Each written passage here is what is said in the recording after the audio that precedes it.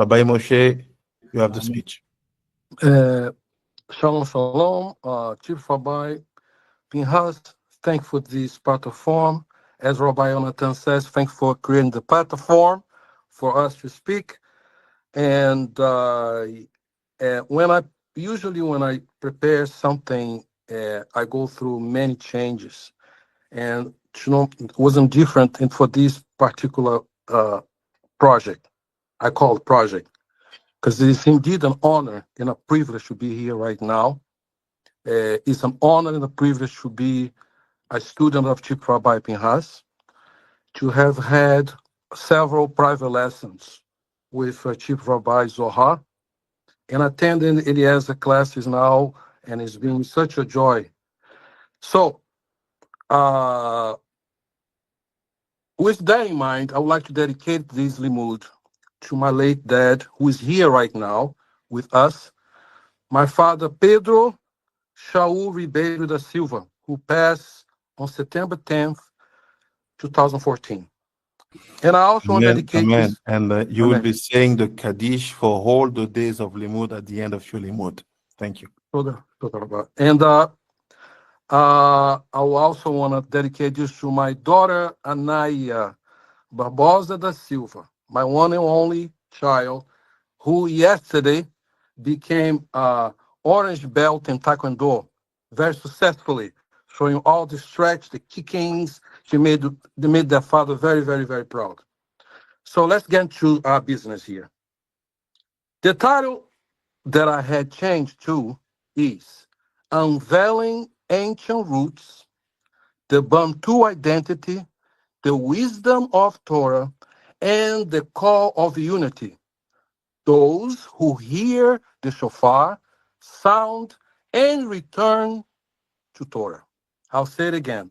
Unveiling Ancient Roots, the Bantu Identity, the Wisdom of Torah, and the Call for Unity. Those who hear the shofar sound and return to Torah.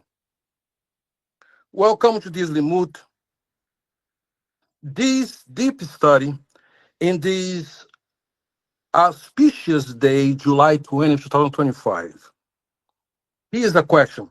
What does it truly mean to connect with roots that stretch back millennia, expanding continents and cultures? What happens when two profound rivers of identity and wisdom, one flowing from the heart of Africa, brimming with ancient spirituality, the other from the ancient wellspring of Sinai, guiding us divine spirituality, begin to merge within a single soul? We're going to discuss that. That's the perception everybody has. Tonight, we embark on a profound journey to explore precisely this: the interplay between the ancient, vibrant Bantu identity and the timeless wisdom of Torah. My name, Moshe Wolf da Silva, and it is my honor to stand before you as a representative of Brazil in Los Angeles for the African Rabbinate under the esteemed leadership of Chief Rabbi Pinhas. I am here not just as a lecturer or even a rabbi, but as a living testament to this integration. Born in Brazil, shaped by my Bantu heritage, and now rooted here in the US since 1991. My life has been a personal exploration of these very themes, especially the profound spiritual currents that flow through them. Our limud tonight carries an urgent and prophetic message, echoing a powerful plea from our daily prayers. We are speaking of the divine call, a yearning for redemption and unity, found in the Amidah prayer in the blessing of Tekiah Shofar, or Tekah Shofar. Tekah Shofar b'teiuter lekanete, v'saneh lekabe, deriyotenu v'kabesenia. So you say that every day in the morning. You say that in the morning, you say that in the afternoon, and you say that in the evening. Sound the great shofar for our freedom, and raise our banner to gather our exiles, and gather us together from the four corners of earth. Not one corner, the four corners of the earth. This prayer speaks not just of physical return, but of a spiritual awakening, a return to Torah, and a unity of all 13 tribes. Hmm. My presence and that of Bantu Israelites worldwide under the vision of Chief Rabbi Pinhas is a living evidence that this time is now. To navigate this rich intellectual and spiritual landscape, we draw upon a diverse array of sources, ancient and modern, African and Jewish or Israelite. Our exploration is deeply rooted in scholarly research and sacred texts. So we took a look at the work of Vansina Jan. The title is Paths in the Rainforest Towards the History of Political Tradition Equatorial Africa. The work of Thompson, Robert Ferris, and I'll make sure I'll get each one of your bibliography that we work with. The title is African and Afro-American Art and Philosophy. Mark Garfield work, which has to do with religion and society in Central Africa, the Bakongo of Lower Zaire.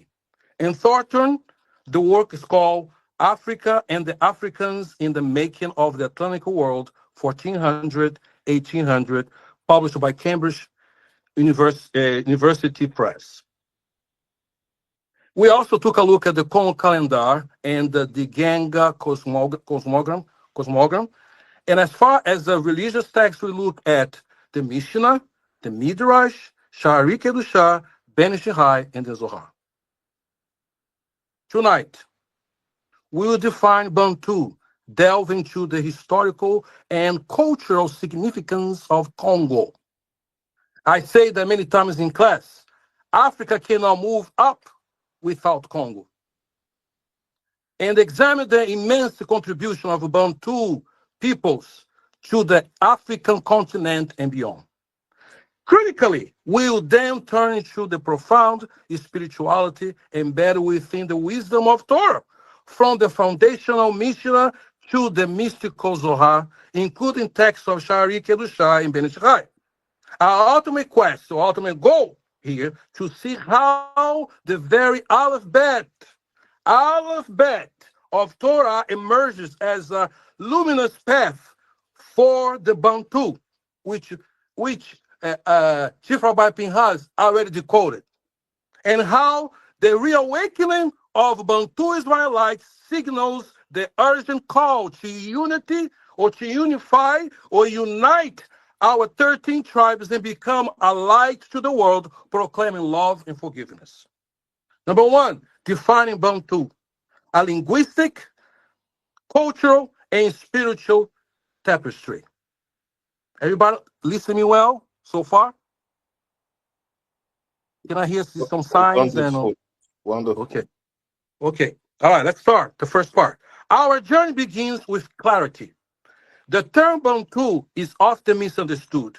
It is not a racial category, nor does it refer to a single monolithic ethnic group. Rather, Bantu is primarily a linguistic term describing a vast and diverse family. Over 500 distinctive languages is spoken by hundreds of ethnic groups across sub-Saharan Africa. Imagine a region stretching from Cameroon to South Africa. If you don't know, South Africa should be Congo. This entire swath of the continent is home to Bantu-speaking peoples. So the whole idea, I didn't write, I'm speaking now, that all black look the same, all black folks are the same, is totally erroneous, wrong idea. This linguistic unity, however, it speaks to a profound historical phenomenon, the Bantu expansion. This was one of the largest and most significant migrations in human history, originating in the West Central Africa, approximately 3,000 to 5,000 years ago. Over millennia, these scale farmers, iron workers, traders spread across the continent, carrying their languages, technologies, crucially, their spiritual and philosophical understanding of them. Hmm. Beyond language, many Bantu groups share fascinating cultural commonalities. Often organized societies, complex kinship systems, rich oral traditions, proverbs, and deep respect for the ancestors. I'll say it again, and a deep respect for the ancestors. Say the third time, and a deep respect for the ancestors. But perhaps most unifying is their inherent spirituality. And that's you're gonna notice that focus in spirituality the whole time here. Traditional Bantu worldviews are deeply spiritual, often characterized by one, a belief in a supreme being and various lesser deities or spirits. The veneration of ancestors who are seen as continuing to influence the living. The holistic view of worlds where the spiritual and physical realms are interconnected. The importance of communal rituals, ceremonies, and rites of passage that imbue daily life with sacred meaning. Connection to Torah spirituality. This concept of diverse yet connected people, united by a common origin and evolving heritage, resonates deeply with the Jewish concept of Am Israel, the people of Israel. Just as Bantu life is saturated with spiritual meaning, so too the Israel of the Torah. That's what we're talking about. Life guided by the Torah, which reveals a path to connect with the divine and every aspects of existence, from the grand narratives of creation to the minutiae of daily law. Both traditions understand life as fundamentally a spiritual journey where the sacred infuses the mundane. Number two, the Congo's enduring legacy, calendar, contribution, and the spiritual connection. Among the myriad Bantu cultures, the historical kingdom of Congo holds a special place, particularly for understanding ancient African wisdom and a profound spirituality. It was a highly organized and influential state in West Central Africa, flourishing from the 14th and the 19th centuries. Let's consider their understanding of time, which was deeply spiritual. The traditional Congo calendar was not simply a tool for marking days, but a philosophical and spiritual framework. It was often based on 4-day week.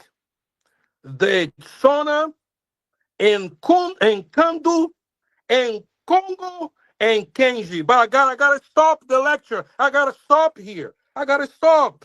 And I gotta look at the work of Chief Rabbi Pinhas, the calendar, no South Africa.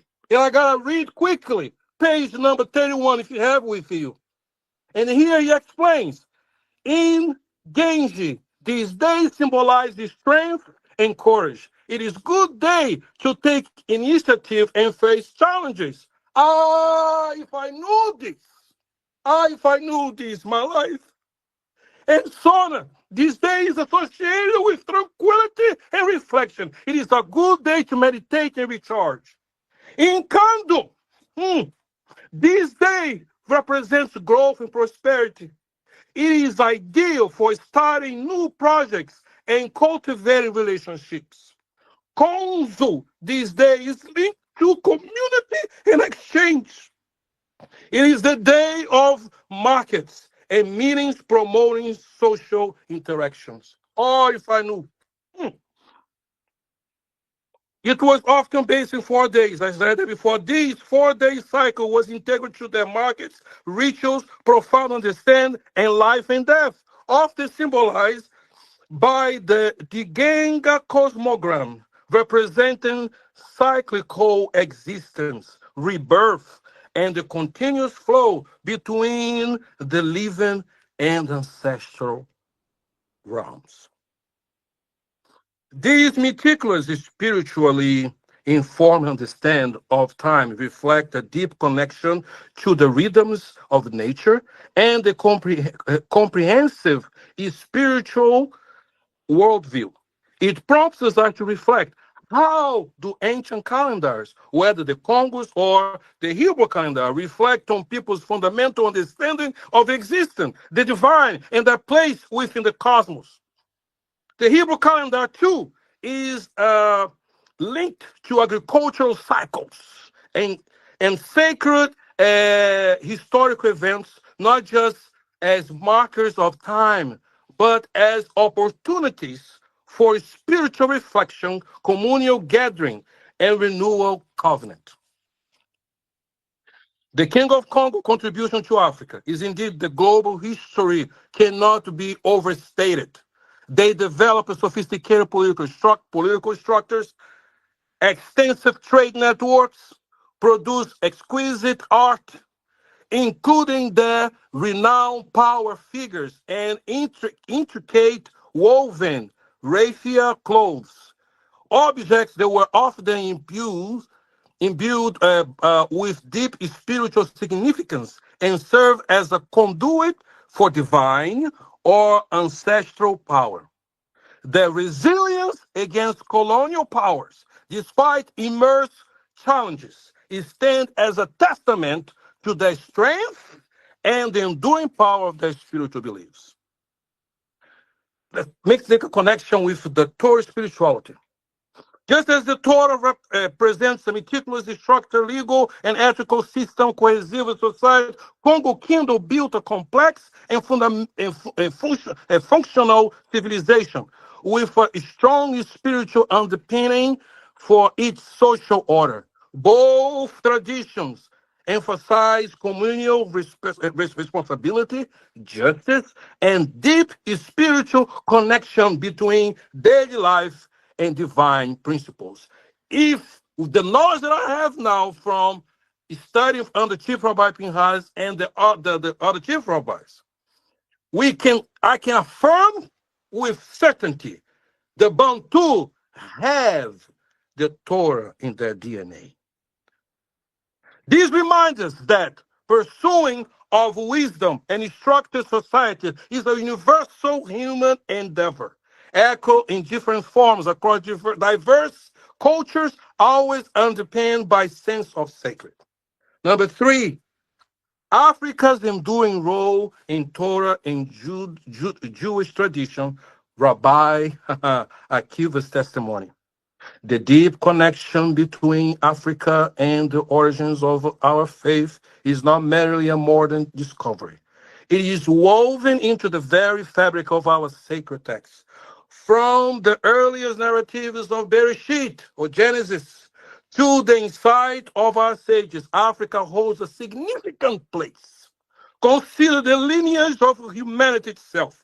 Bereshit describes the descendant of Noah's son, and it is through him that many African nations are traced. While this lineage has often been misinterpreted, it underscores Africa's integral role in the unfolding of human history as described in the Torah. Furthermore, we see the very foundations of a Jewish people deeply intertwined with Africa. Our patriarch Abraham sojourned in Egypt. If you believe that Egypt is part of Africa, because some teachers teach that Egypt is not part of Africa. But we all know that Mizraim is in Africa. And our people were forget in the crucible of Egyptian slavery before the Exodus. If you don't know, Sudan is the original Egypt. We talk about that later. This is not merely a historical footnote, but the foundational experience that shaped the identity, laws, understanding of freedom and redemption. Genesis 12:10. I'll read straight to the English. And there was a famine in the land, and Abram went down into Egypt to sojourn there, for the famine was grievous in the land. It seems like every time the people in Canaan and other places were in trouble, they always had to go to Africa to get themselves together. I'll say it again. It seems like every time people got in trouble in history, they always had to go back to Africa to get themselves reestablished together, etc., etc. Even more striking is the acknowledgement of African traditions within our oral law.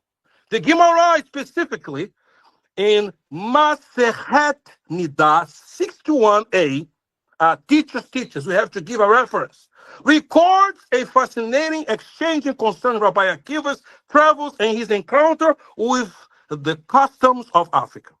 This passage directly attests to the fact that Rabbi Akiva, one of the greatest sages of his generation, he observed without prejudice behavior. He observed traditions in Africa, and they were connected to the Torah law, specifically regarding practice of purity.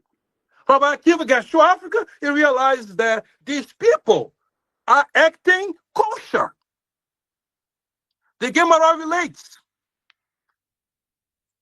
So Rabbi Akiva was in Nehadia. He said, Africa, what is your nature? Africa, what is your nature? This similarly simple question opens a profound window. It indicates that Rabbi Akiva, a central figure in the development of the Mishnah, was aware of and engaged with the unique customs of African Jewish communities, implying a recognition of their established traditions. I remember 2 years ago when Chief Rabbi Pinhas was showing us in Tehillim, showing us in Zohar, cold information. You would think where cold information talking about Africa. It was related to, if you look, but the only way to know if you look the code, you have to take the class. Anyway, furthermore, Rabbi Akiva's wisdom is often associated with the deepest mystical insights, including the very letters of the alphabet. It is said that Rabbi Akiva could expound upon the every jot or yot and title of the Torah, uncovering layers of meaning. When considering the name Africa, starting from Aleph, it is connecting to Aleph, the first letter of the Hebrew alphabet. We find a profound resonance. What it is? The Aleph, as we will explore further in a very simple way, because you all did such a beautiful job the whole day, represents the Ein Sof, the infinite, the unknowable divine unity from which all creation emanates. We see the connection, the Vav, the Yod, and Yod. It is silence, yet contains the potential of all sound. For Rabbi Akiva, who saw divine revelation in every letter, the very name of Africa, begin with Alpha, could be seen as an intimation of its deep spiritual potential and its connection to the primordial unity of creation, a unity that draws all souls back to their divine source. Sounds like Shari Kedusha. This historical and spiritual connection, evidenced by the Torah's narratives and the insights of the sages like Rabbi Akiva, underscore that Africa is not a peripheral land. Africa is not a peripheral land, but an integral part of the ongoing divine narrative and the unfolding of Jewish destiny, of the Bantu Israelite destiny. The ancient traditions found in regions like the Congo, with their holistic spiritual worldviews, speak to a deep human quest for connection to the divine, a quest that finds profound alignment and fulfillment in the wisdom of Torah. Number 4, the wisdom of Torah, ancient roots, universal spiritual truths.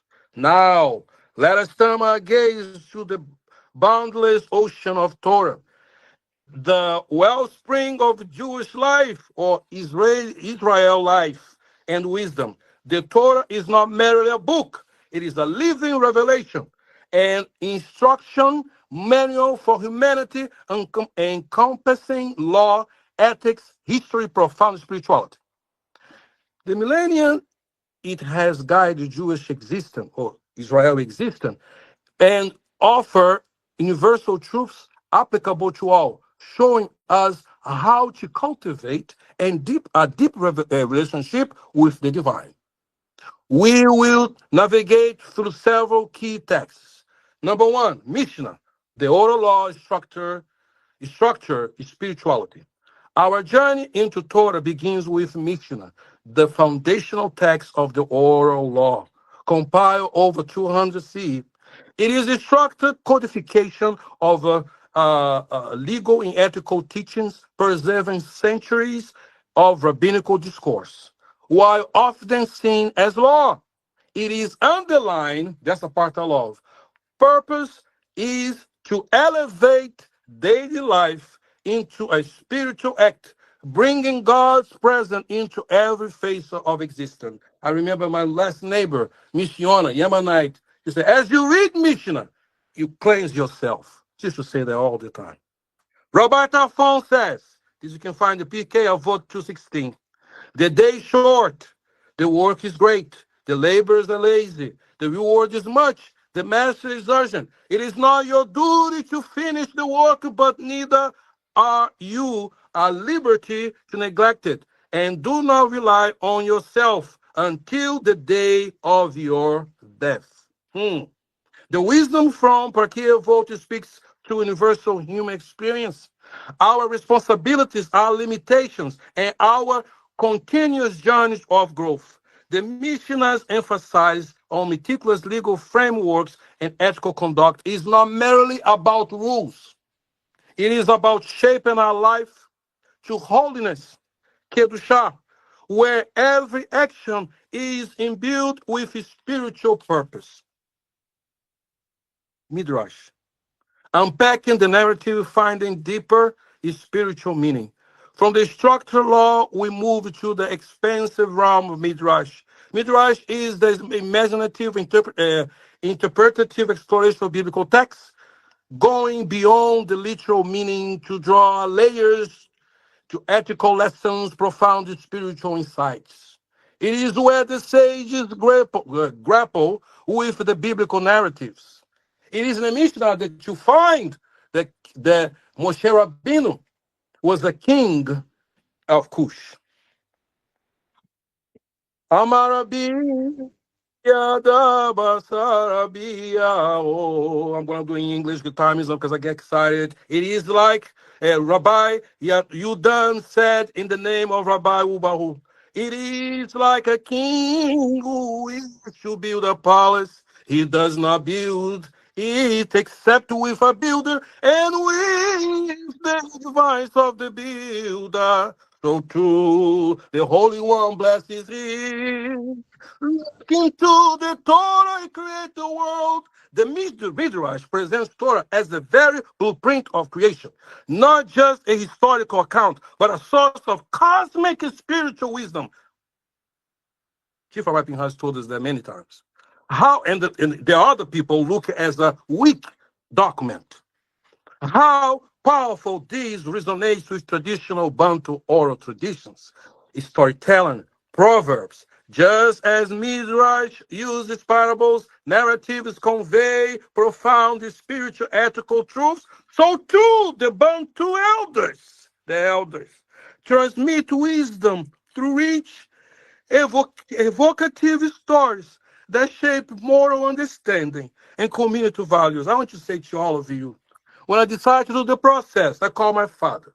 And my father said to me, son, you have broken all the curse to our family. I'll say it again. I don't think you heard me. I'll say it again in English. When I did the process, people call conversion. I call return. Return to the Torah. I told my dad about it. My dad said, son, you have broken all the curse of our families. Listen to the elders.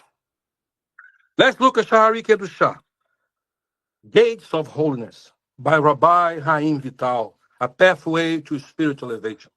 Moving deep into the realm of Kabbalah, we encounter Shari Kedusha, Gates of Holiness, by Rabbi Haim Vital, a leading disciple of the Arizal.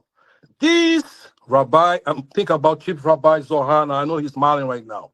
This text is a profound, practical guide to spiritual elevation, outline the stages of purification and understand the divine emanations, the Sifirot. It is a roadmap for aligning one's actions, thoughts, consciousness with higher spiritual realities, guiding the soul towards true holiness. And I remember one of the last lessons of Chief Rabbi Pinhas, he said, we don't need a lot of books. We need the right books. And union with divine source. Concept with Shari Kedusha. Rabbi Chaim Vital meticulously describes how cultivating positive character traits, midot, and purifying one's thoughts and actions is essential for spiritual ascent and connecting with the divine. He details the progressive steps towards holiness, emphasizing the importance of kavanah in every act, transforming activities into spiritual practices. The pursuit of self-refinement and spiritual growth, as outlined in Shari Kedusha, finds profound echoes in many traditional African spiritual paths and rites of passage. These often involve a structured journey of moral development, communal responsibilities, progressive understanding of the spiritual world, and at achieving balance and spiritual power. The concept of aligning oneself with divine attributes is striving for balance and understanding the interconnectedness of existence are universal spiritual themes of Shari Kedusha. Let's look at Ben Ishai. Rabbi Yosef Haim of Baghdad, practical halakha and daily spirituality. From a deep mystical paths, we turn to the practical yet profound wisdom of Ben Ishai. His works are remarkable synthesis of practical halakha. If you don't know what Ben Ishai is, make sure you take the course with Chief Rabbi Elnathan. For daily life, infused with deep Kabbalistic and ethical spiritual insights. He made complex ideas accessible, guiding the Jewish community in everyday life. There is a famous quote discussed in Zechariah 8:19, love, truth, and peace. The Beis unique blend of daily practices with profound spiritual intention offers a powerful model. For Bantu, is spiritual seeking to connect with Torah, his approach demonstrates how meticulous observance of the law or the mitzvot or commandments, not dry ritual, but the vibrant path to spiritual elevation. He emphasized on ethical conduct, community responsibility, and the sanctification of everyday life, provides concrete guidance that resonates with the communal values often found within Bantu cultures, where daily actions, from farming to governance, are imbued with spiritual significance and a sense of cosmic order and divine purpose. The Zohar. Finally, we arrive at the Zohar, or the heart of Kabbalah, as they say. The foundational text of this work, the Zohar delves into the hidden spiritual dimensions of Torah, revealing the secrets of creation and nature of divine, and the cosmic significance of every letter word Torah. It reveals the spiritual blueprint of the universe. This is where we bring all together. Hmm. and perhaps unveil the most profound connection, looking at the alphabet of Torah as a path to Bantu in the world. In Zohar, the Hebrew letters, the alphabet, are not merely symbols. They are understood as the very building blocks of creation, divine emanations, cosmic forces. Each letter holds a universe of meaning and power, is spark of the divine. The Zohar describes how the letters present themselves before God, vying for honor of beginning the Torah, each demonstrating its unique spiritual potency. The letters of Aleph Bet stood before the Holy One, blessed be He, before the creation of the world. Each one desire that through it, the world should be created. For each letter possesses special power and unique light. Did you know? If you don't know yet, you will know. Every time the chief rabbis look at us, they see four letters in our foreheads. And that's what they're trying to teach us to reach that level, that we can look at anybody and see the Hebrew letters on their forehead. For Bantu individuals connected with Torah, the alphabet represents far more than simply learning the new Aleph. It is, one, a gateway of ancient spiritual wisdom. It is direct, tangible link to the language and creation revelation. Learning the alphabet is not just acquiring literacy. It is entering a sacred dimension. Today we learn with Chief Rabbi earlier, before I went to my job, the holy, and then you have the Hebrew. And that's what we're talking about here. The holy language, and then you have the Hebrew language, you have the Aramaic language. The tool for spirit exploration and meditation. Each letter can be meditated upon its profound mystical meaning. It is numerical value, gematria. It is connecting divine attributes, the Sephirot. This offers a deeply personal and universal path for spiritual growth, allowing one to find resonance between the deep spiritual traditions of Africa and the mystical insights of Torah. We are finishing soon. Unifying, it empowers individual spiritual practice and ascent. A unifying spiritual force, the alphabet becomes a shared language of spiritual endeavors.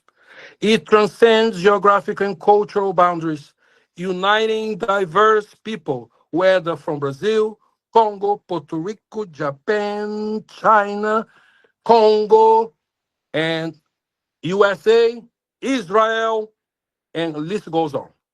In the shared pursuit of divine knowledge and the spiritual connection.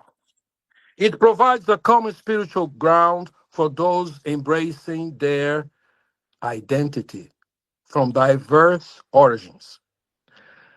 A reclamation of spiritual identity for those who ancestral spiritual practices may have been disrupted.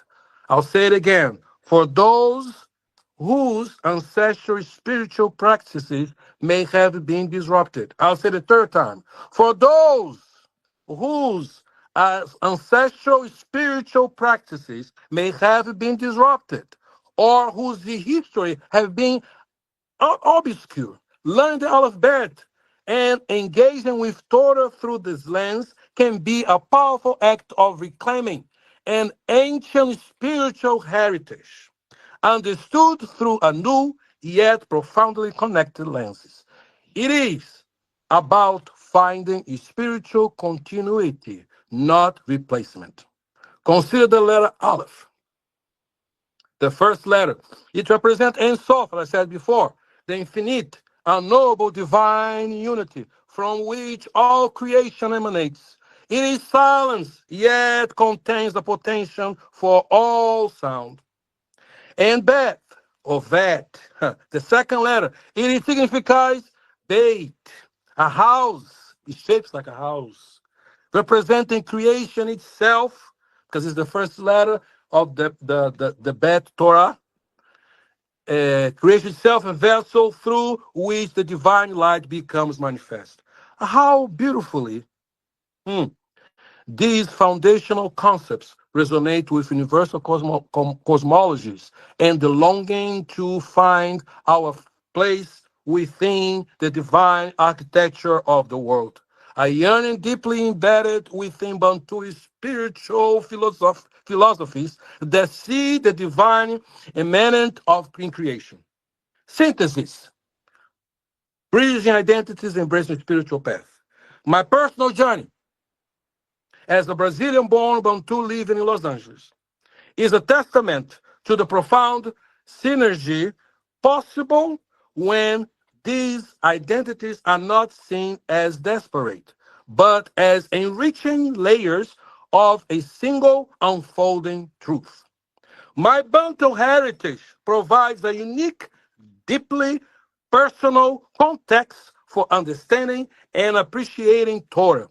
And the Torah, in turn, offers profound spiritual framework for understanding and elevating my heritage, providing an anchor in an often complex world. The alphabet, therefore, is not just a collection of letters. It is a living path, a spiritual key.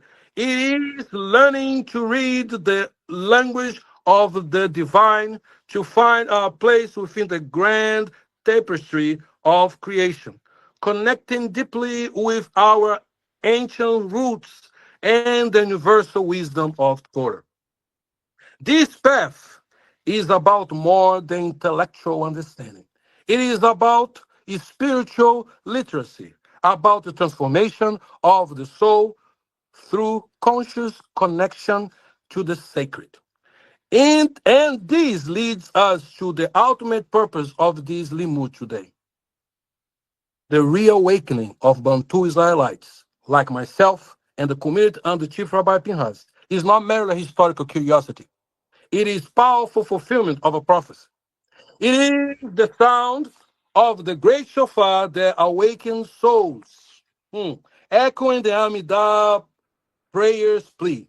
Tekar bishofar gadol yehutenu vesanes lekabe galuyotenu vekabetzenu yachad me'arava kenafot hares learesenu. Sound the great shofar for our freedom and raise our banner together, our exiles, and gather us together for the four corners of the earth to our land. The presence of Bantu Israelites is the banner for gathering. It is the sound that beacons not just the lost tribes, but all 13 tribes to return, not only the land, but to the full spiritual truth of Torah. It is time for all parts of Am Israel, dispersed and diverse, to recognize each other, to recognize each other, to recognize each other, to unite, to unite, to unite in our shared spiritual heritage and to fulfill our collective destiny. This unity is not just for ourselves. It is so that we, united in our diversity and our commitment to Torah, can truly be alike, can truly be alike, can truly be alike to the nations, alike proclaiming love and forgiveness in a fractured world, a light that demonstrates how ancient spiritual wisdom can guide humanity toward harmony and redemption. The time is now for this profound spiritual and communal unity to manifest. Conclusion, practical lessons, and further spiritual exploration. Tonight, on July, 20th, 2025, we have a journey through the rich tapestry of Bantu identity, the historic constructions of Congo, and the profound spiritual embedded in Torah. From the instructor Mishnah through the interpretative Midrash and the spiritual pathways of Shari Kedushai and Ben Ishai to the mystical depths of Zohar. We have seen how the very letter of the alphabet can serve as a potent path for spiritual connection and self-discovery. And most urgently, we have heard the shofars call for the unity of all 13 tribes. With Bantu Israelites, guided by leadership of Chief Rabbi Pinhas, as a clear sign that this era of gathering is upon us.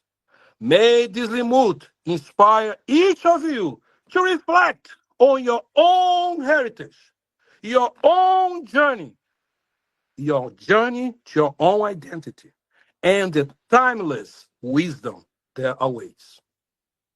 Baruch Adonai Leolam. Amen. Amen. Amen, amen. Chazak Baruch. Amen, amen. Amen ואמן. Amen, amen. ברוך רבנו משה, ברוך Hadish. Maybe is there any question about this wonderful text presentation, explanation?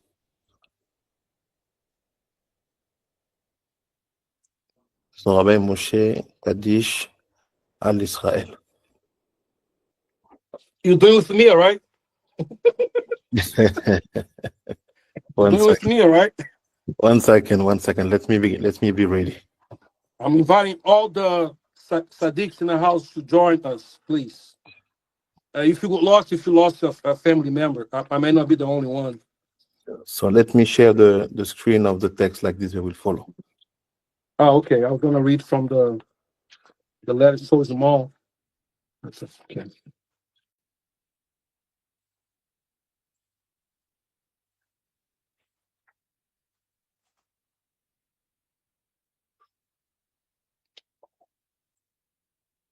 Chief Rabbi, thanks for the opportunity. Thank you. Thank you to you. That was an amazing way to conclude this marathon day of teaching. 1 second, I'm putting the picture of the Kaddish. 1 second.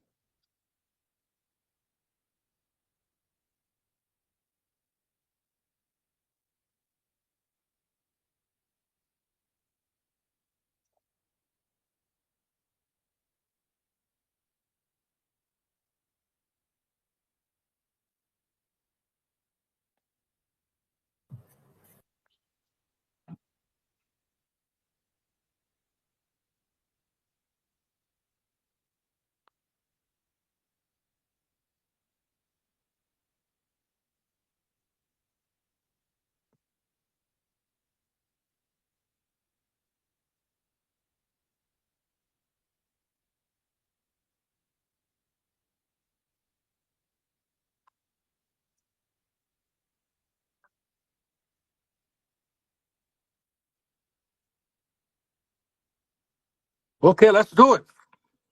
Let's stand.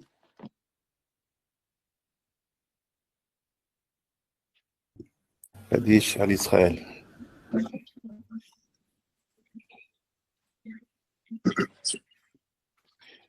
יתגדל מקדש שמי רבה.